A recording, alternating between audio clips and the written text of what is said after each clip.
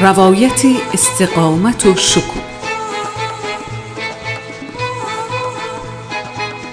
زنان تأثیرگذار قشقایی.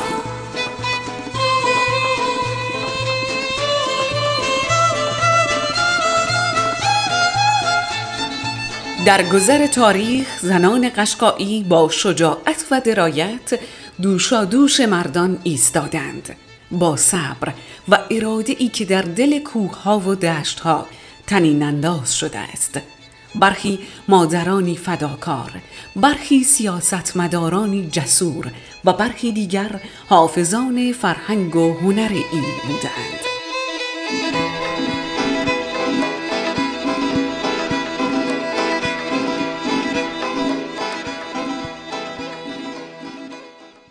در این بخش به یاد و نام برخی از بزرگبانوان تاریخ قشقایی خواهیم پرداخت که هر یک روایتی از شجاعت و خردورزی را در دل تاریخ حک کردند.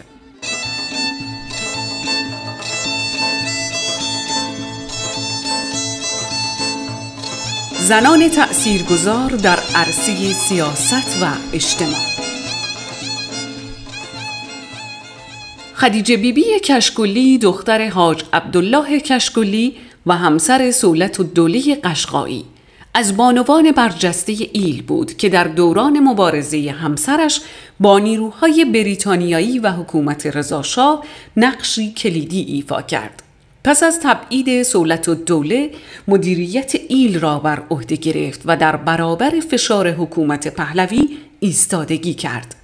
رضاشاه که قصد داشت او را به تسلیم وادار کند، از شجاعت و تدبیرش چنان متحیر شد که گفت در ایران فقط دو مرد وجود دارد، یکی خدیجه بیبی قشقایی و دیگری بانو فخرالدوله قاجار. پس از قتل صولت‌الدوله او همچنان در کنار فرزندانش به هدایت ایل پرداخت و در دهه 1320 با ساخت بیمارستان، درمانگاه و تأمین بودجه دانشکده پزشکی شیراز گامی مهم در بهبود وضعیت بهداشتی عشایر برداشت. حتی پزشکان آلمانی را برای درمان مردم قشقایی استخدام کرد.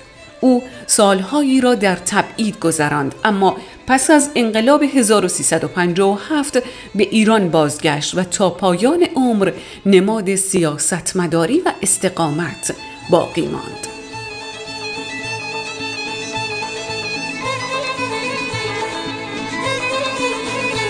فرخ لقا بیبی، بانوی مبارزه و مدیریت.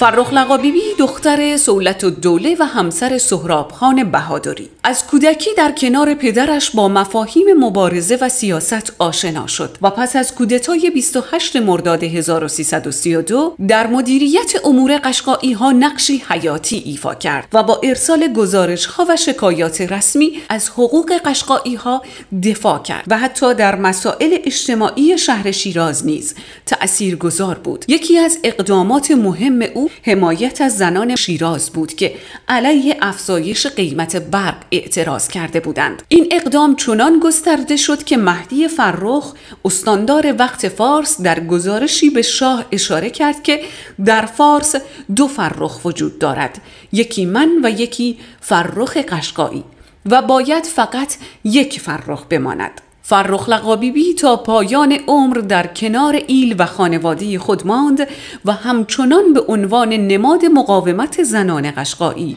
شناخته می شود.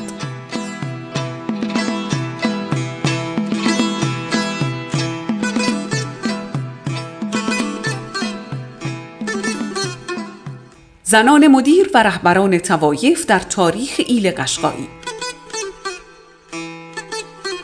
تاریخ ایل شکوهمند قشقایی شاهد حضور زنان برجسته‌ای است که پس از فقدان همسرانشان با تدبیر و شجاعت مسئولیت سرپرستی طوایف را بر عهده گرفتند. از جمله این زنان طلعت بیبی، خواهر صولت‌الدوله، که پس از درگذشت همسرش بهادرخان طایفه سهراب خانلو را با شایستگی هدایت کرد. صفیه گلین همسر قربان علی بیگ که سالها با اقتدار و درایت طایفه بلی زیرک را رهبری کرد. معصومه گلین دختر نصیر بیگ تیبی که پس از درگذشت همسرش حیدرخان جعفر بیگلو با اقتدار سالها طایفه جعفر بیگلو را مدیریت کرد. گوهر گلین همسر رضا قلی بیگ رحیملو که پس از درگذشت همسرش کلانتری طایفه رحیملو را با شایستگی عهدهدار شد.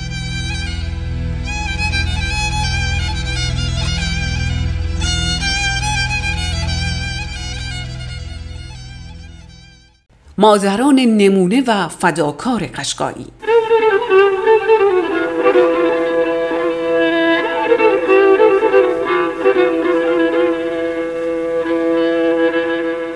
معصومه بهمن بیگلو همسر حبیب خان گرگینپور نمونه ای از مادران فداکار قشقایی بود که با مهر و استواری 8 فرزند خود را پرورش داد، در حالی که 4 نفر از آنان نابینا بودند، اما هیچگاه اجازه نداد که این محدودیت مانعی برای بالندگیشان شود.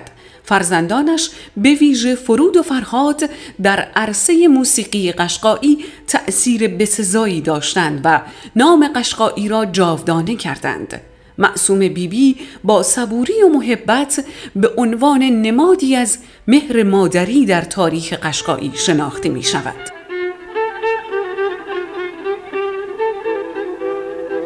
فرنگیس قادری جعفر بیگلو مادر علم و استقامت، زنی بی سواد اما سرشار از امید بود.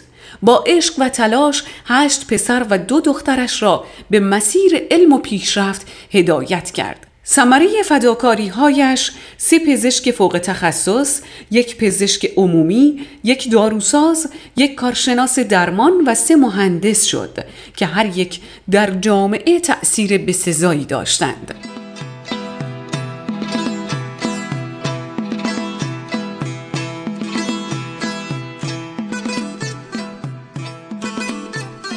زنان هنرمند قشقایی.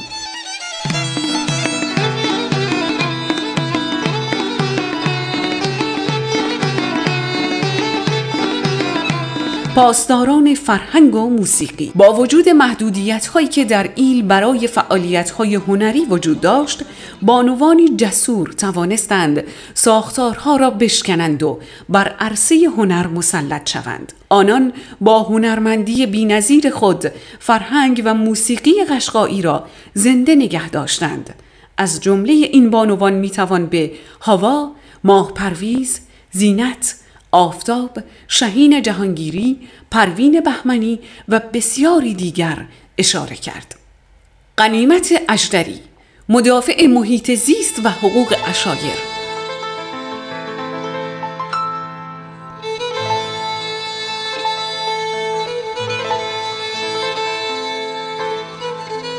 غنیمت اژدری، خبرنگار و فعال محیط زیست، یکی از چهره‌های شاخص در زمینه حفظ طبیعت و تنوع زیستی و حقوق ایلات و عشایر ایران است. او با تحصیلات عالی و تعهدی بی‌نظیر در عرصه‌های بین‌المللی به نمایندگی از سازمان‌های مردم نهاد ایران در کنفرانس‌های محیط زیستی شرکت کرد و به عنوان رابط و هماهنگ کننده مناطق غرب و آسیای میانه در کنسرسیوم جهانی قرق‌های بومی فعال بود.